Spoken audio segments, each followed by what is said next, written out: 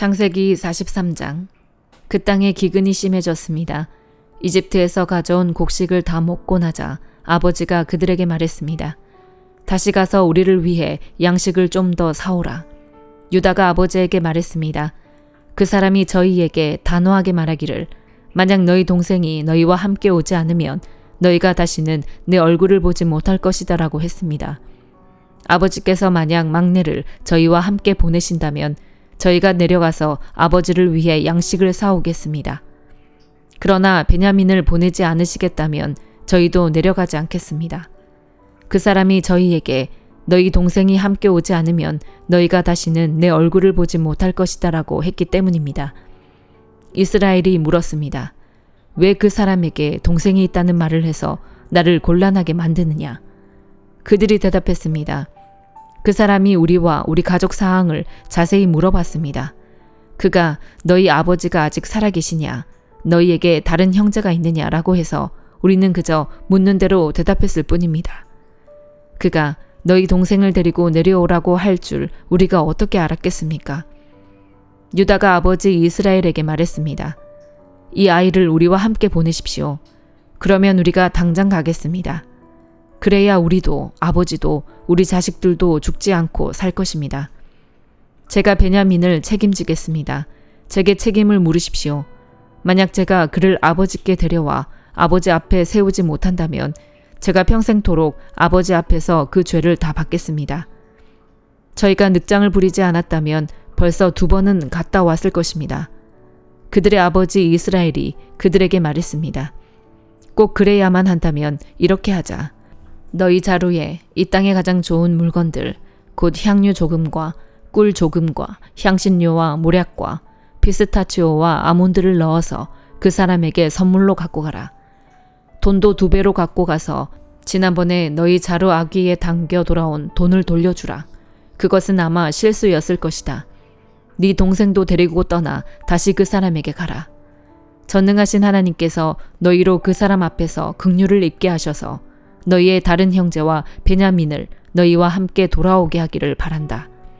그러나 내가 내 자식들을 잃어야 된다면 잃을 수밖에 없다. 형제들이 선물과 2배의 돈을 챙겨들고 베냐민도 데리고 이집트로 내려가 요셉 앞에 섰습니다. 요셉은 베냐민이 형제들과 함께 있는 것을 보고 자기 집의 관리인에게 말했습니다. 이 사람들을 내 집 안으로 들이고 짐승을 잡아 식사할 준비를 하여라. 그들이 정오에 나와 함께 식사할 것이다. 관리인이 요셉의 말대로 해 형제들을 요셉의 집으로 들어오게 했습니다. 형제들은 그의 집 안으로 들어가게 되니 두려워서 속으로 생각했습니다. 전에 우리 자루에 담겨서 도로 돌아온 그 돈 때문에 우리가 여기에 끌려왔나 보다. 그가 우리에게 달려들어 붙잡아 우리를 종으로 삼고 우리 나귀도 빼앗으려고 하나 보다. 그 집 문 앞에서 그들이 요셉 집의 관리인에게 다가가서 말했습니다. 그들이 말했습니다. 내 주여, 실은 저희가 지난번에 여기로 양식을 사러 왔었습니다. 그런데 저희가 여관에 도착해서 저희 자루를 열어보니 각 사람의 자루 입구마다 돈이 고스란히 들어있었습니다. 그래서 저희가 그것을 다시 가져왔습니다. 그리고 저희가 양식을 살 돈을 더 가져왔습니다. 저희는 누가 돈을 자루에 넣었는지 모릅니다. 그 관리인이 말했습니다. 괜찮습니다. 두려워하지 마십시오.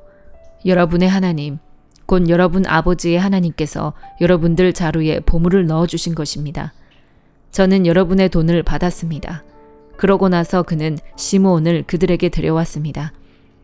관리인은 형제들을 요셉의 집으로 데리고 들어가 발 씻을 물을 주고 그들의 나귀에게도 먹이를 주었습니다. 형제들은 자신들이 거기에서 식사를 하게 되리라는 것을 들었기 때문에 정오가 돼 요셉이 오기 전에 준비해온 선물을 챙겼습니다.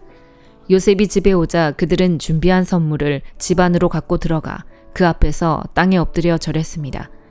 요셉은 형제들에게 잘 있었는지 묻고 난 다음에 말했습니다. 너희가 말했던 너희의 늙은 아버지는 어떠하시냐? 그분이 아직 살아계시냐? 그들이 말했습니다. 주의 종인 저희 아버지는 아직 살아계시고 잘 지내고 계십니다. 그들이 다시 머리를 숙여 절했습니다.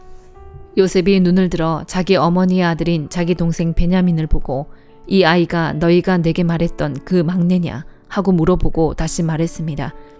아이야, 하나님께서 너에게 은혜 베푸시기를 바란다. 요셉은 서둘러서 밖으로 나갔습니다. 그가 자기 동생을 보자 애틋한 마음이 불타올랐기 때문이었습니다.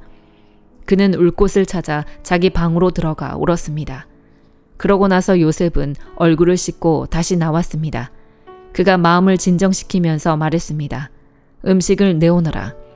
사람들이 음식을 요셉에게 따로 차려주고 그 형제들에게 따로 차려주고 요셉과 함께 식사를 하는 이집트 사람들에게 또 따로 차려주었습니다. 이는 이집트 사람들은 히브리 사람들과 함께 식사하는 것을 혐오스러운 일로 여겨 그들과 함께 식사를 할 수 없었기 때문이었습니다. 형제들의 자리가 첫째부터 막내까지 나이 순서대로 요셉의 앞에 배정됐습니다. 이 때문에 형제들이 놀라 서로 얼굴을 바라보았습니다. 요셉이 자기 상에서 음식을 나눠주었는데 베냐민에게는 다른 사람들보다 5배나 많은 양의 음식을 주었습니다. 그들이 마시며 요셉과 함께 즐거워했습니다. 마가복음 13장. 예수께서 성전을 떠나실 때 제자들 가운데 한 사람이 말했습니다. 선생님, 저것 좀 보십시오. 저 큰 돌들 하며 웅장한 건물 좀 보십시오. 예수께서 그에게 말씀하셨습니다. 이 훌륭한 건물들을 보느냐? 여기 있는 돌 하나도 그냥 쌓여 있지 않고 하나같이 모두 무너질 것이다. 예수께서 성전 맞은편 올리브산에서 앉아 계실 때에 베드로와 야고보와 요한과 안드레가 따로 나와 예수께 물었습니다. 말씀해 주십시오. 그런 일이 언제 일어납니까? 그런 일이 다 이루어질 무렵에는 어떤 징조가 있겠습니까? 예수께서 대답하셨습니다. 어느 누구에게도 현혹되지 않도록 조심하라.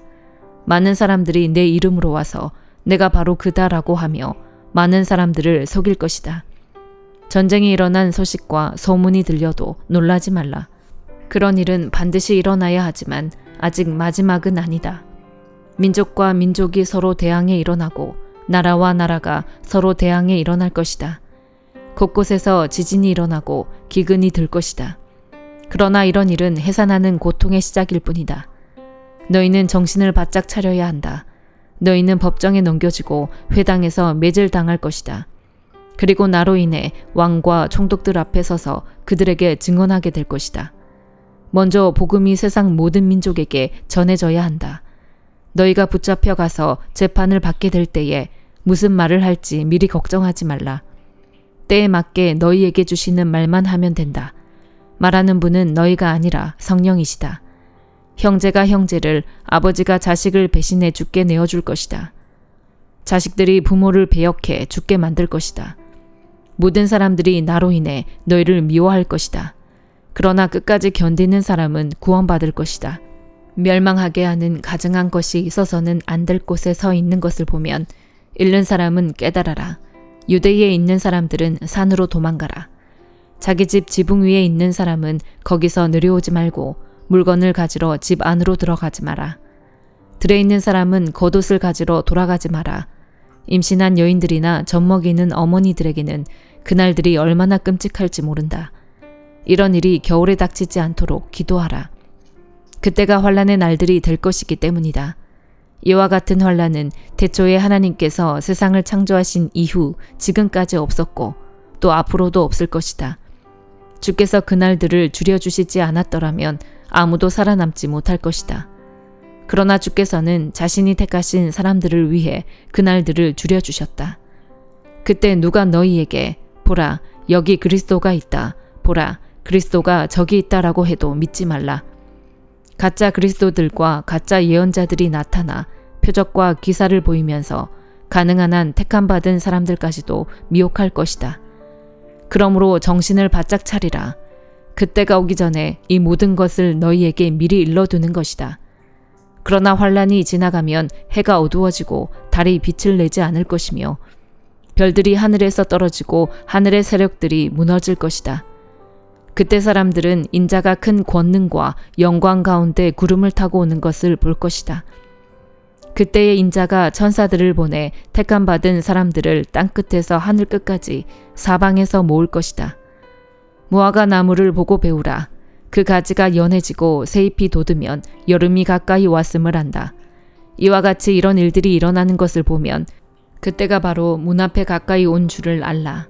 내가 너희에게 진실로 말한다. 이 세대가 지나가기 전에 이 모든 일이 일어날 것이다. 하늘과 땅은 없어질지라도 내가 한 말들은 결코 없어지지 않을 것이다. 그 날짜와 그 시각은 아무도 모른다. 하늘의 천사들도 모르고 아들도 모른다. 오직 아버지만 아신다. 정신을 바짝 차리라. 항상 깨어 있으라. 그때가 언제 올지 알지 못하기 때문이다. 그것은 여행을 떠나는 사람에 비유할 수 있다. 사람이 집을 떠나면서 자기 종들에게 권한을 주고 각 사람에게 할 일을 맡기고 자기 문지기에게 집을 잘 지키라고 명령하는 것과 같다.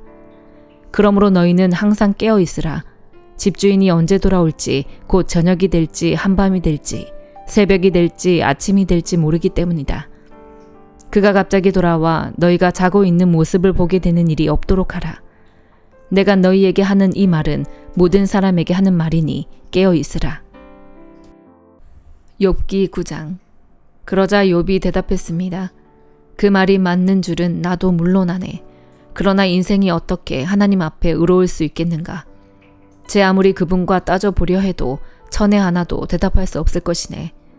그 지혜가 심오하고 그 힘이 막강하니 그분을 거역하고도 잘된 사람이 누구겠는가. 그분이 진노의 산들을 옮기고 뒤집으시더라도 그들은 알지 못한다네.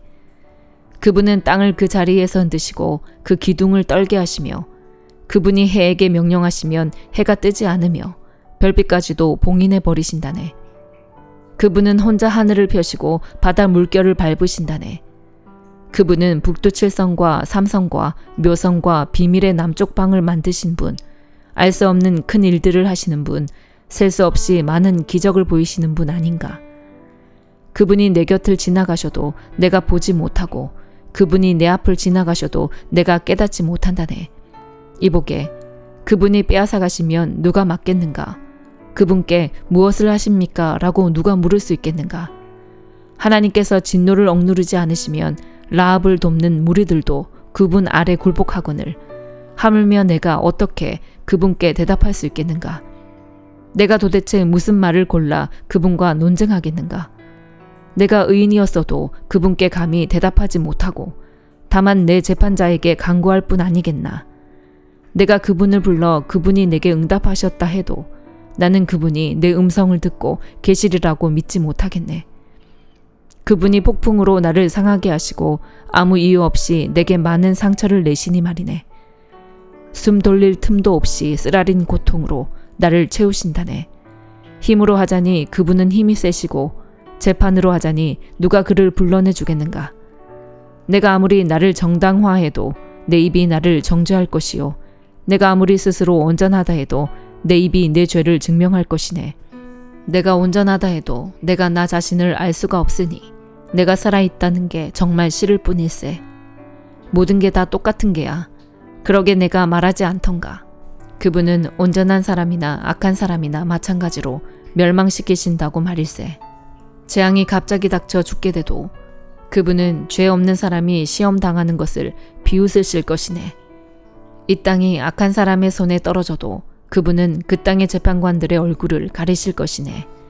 그분이 아니면 대체 누구겠는가.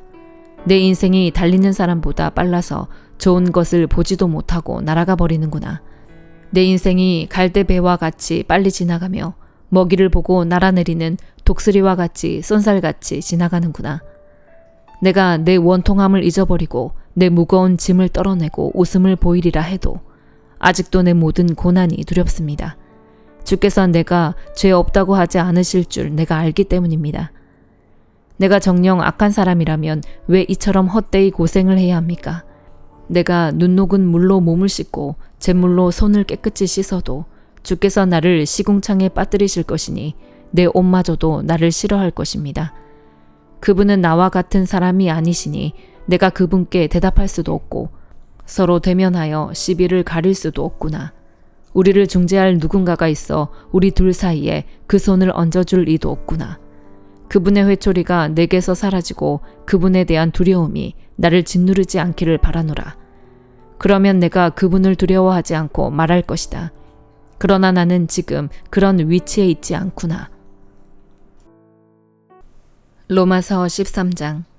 각 사람은 위에 있는 권세들에 복종하십시오. 무슨 권세든 하나님께로부터 오지 않은 것이 없고 이미 있는 권세는 다 하나님께서 세우신 것입니다. 따라서 권세에 대항하는 사람은 하나님의 명을 거역하는 것이니 거역하는 사람들은 심판을 자초할 것입니다. 통치자에 대해서는 선한 일 때문에 두려워할 것이 없고 악한 일 때문에 두려움의 대상이 됩니다. 권세자를 두려워하지 않기를 원합니까? 선을 행하십시오. 그러면 그에게 칭찬을 받을 것입니다. 그는 여러분에게 선을 이루기 위해 일하는 하나님의 일꾼입니다. 그러나 여러분이 악을 행한다면 두려워하십시오. 그는 공연히 칼을 가진 것이 아닙니다.